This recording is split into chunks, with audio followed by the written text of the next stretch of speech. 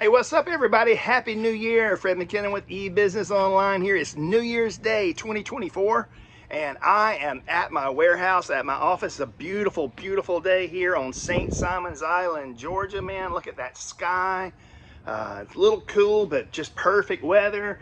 And I am here to do something very, very important, which is my end of the year physical inventory count.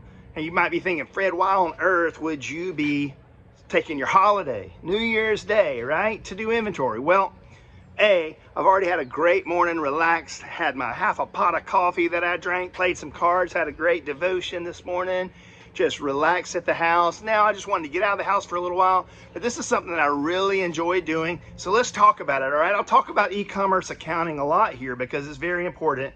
And as they say, if you don't know your numbers, you don't know your business, okay? So I'm in my warehouse, and this won't take me long, but you know, it's a mess, but I kind of understand where everything's going on. So physical inventory, why it's important, okay? Now, if you run an e-commerce business, you have to set it up one of two ways when it comes to accounting, and really any business is this way, but there are two types of accounting. One is called cash basis, and on cash basis, when you purchase inventory, you immediately expense it. So if I buy $5,000 worth of widgets, then I deduct $5,000 from my income when I make that payment for that. That's called cash basis. Now, once you get into a certain amount of inventory, a certain level of income, you have to use what's called accrual basis, all right? Now, I'm no accountant, but I know a lot about accounting because I've been running my own business for a while. What accrual means is that in an accrual-based accounting, your company can accrue expenses and count them as expenses, even if you haven't paid them yet. And in the same way, you have to accrue income. So if you've invoiced out, you know, you got accounts receivable where you've invoiced out $10,000 worth of stuff. You haven't actually gotten paid for it yet, but you've invoiced it, that still counts. Well, the way inventory is treated in such a way where you don't get to deduct the cost of the inventory until it's actually sold. That's called cost of goods sold, or an acronym that we use, COGS, C-O-G-S, cost of goods sold. So most inventory-based businesses are on the accrual method of accounting. And so if I buy $5,000 worth of widgets to sell on the internet, then in my books, I don't subtract $5,000 as an expense.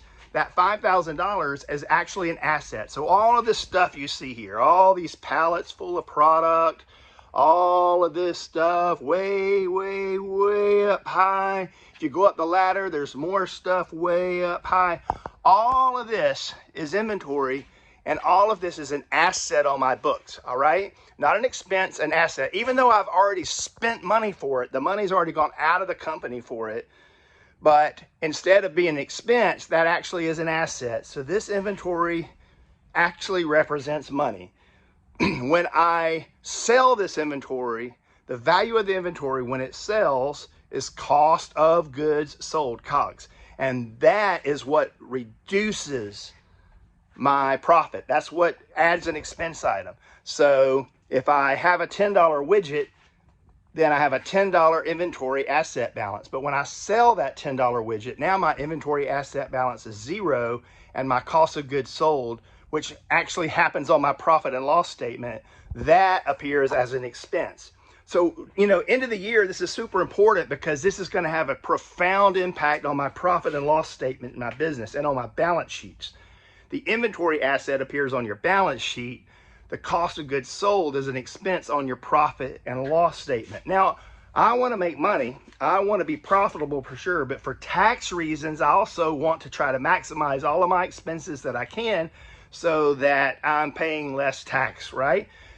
Well, in the end of the year, this inventory is flying out the door, right? It's flying out the door because it's Q4, it's Christmas, and inventory is going out. So the more inventory that goes out, the more I can deduct the cost of that inventory. I can finally claim a expense deduction for my inventory because it has sold, all right? So last time I did this was probably about 30 or 45 days ago. I try to do it every quarter, and I'm talking about physical inventory, all right? I got software that tracks all this. I have software that tells me, hey, you got this many widgets of this in your warehouse on St. Simon's. You got this many widgets here, you got this many widgets there, but there are just certain transactions that happen outside of the ecosystem of that software. Like for example, my wife, hypothetically, my wife says, hey, Fred, I want you to go to the office. I want you to grab some of this product and bring it home. We're going to use it as gifts. That might not have made it into the software. Or wholesale orders, like one of our vendors is Ruger Firearms. They buy our gunslings in bulk, which is awesome. They actually bundle our slings with some of their rifles that they sell. Well, let's say Ruger orders 500 black gunslings, and I go and I grab 500 slings and ship them to Ruger. I might not remember to put that into the software. So the physical inventory doesn't necessarily match what is in the software. So when I do that, I'm going to update everything, and it's going to give me an updated balance of what my total inventory value is. We adjust that in the books. It increases the cost of goods sold, usually if you've sold more inventory, and that impacts the profit and loss statement. I love it. I love it. You know, again, it's a holiday and I'm working because I love it. I'm not really even working because this is fun for me. And more than anything, this really helps me know my numbers. It really helps me understand where my company ended up 2023 and what my true net profit was in the company. Helps me do tax planning, helps me do a lot of other things. Maybe I'll do another video about e-commerce, end of the year tax planning and accounting, something like that. If you'd like that idea, drop a comment, drop a little emoji, drop some kind of reaction to this video and let me know about it and we'll see what we can do. But yeah, physical inventory. It's very important to keep up with your physical inventory. And even if you use software, point of sale software to keep track of everything, every now and then, you got to do something physical and actually count widgets, because sometimes they just disappear, right? Sometimes they just vanish. It's good to know when they're vanishing, where they vanish to, but it's good to keep an idea on that. So, hey, thanks for watching. Thanks for listening. I hope you have an amazing 2024, an amazing new year. I'm looking forward to crushing it this year myself. God bless you. Talk to you soon.